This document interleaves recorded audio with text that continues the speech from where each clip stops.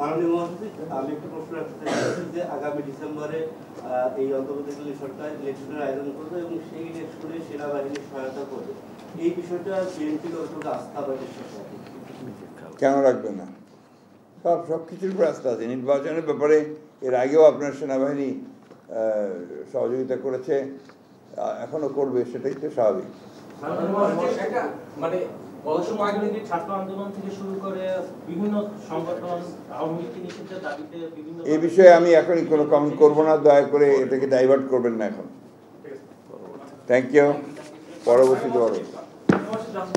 স্প্রেডশিটে যেগুলো বলা হয়েছে সেগুলোর সাথে যেগুলোতে আপনারা দ্বিমত কিংবা মন্তব্য দিচ্ছেন, বাকিগুলোতে কি আপনারা হ্যাঁ না উত্তর দিচ্ছেন কিনা? যেগুলোতে মন্তব্য আমরা আপনার প্রত্যেকটাতেই আমরা রেসপন্ড করছি।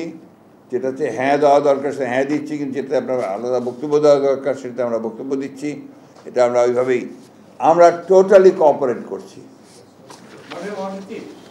যদিও বিষয়টি জাতীয়ভাবে অনেক আলোচিত, আমাদের সভাপতি প্রশ্নটা করেছিল আওয়ামী লীগের ব্যাপারে, আজকে আপনি সেটি উত্তর দিলেন না, তার একটি উত্তর একটু চাই। সেটি হচ্ছে যে ইতিমধ্যেই ভারপ্রাপ্ত চেয়ারপারসনের মামলাগুলো সরে গিয়েছে, আলোচনায় আসছে, যিনি কবে আসছে এই ব্যাপারে সুনির্দিষ্ট কোনো দিনক্ষণ না, এখন আমার সুনির্দিষ্ট কোনো দিনক্ষণ আমরা নির্ধারণ করিনি।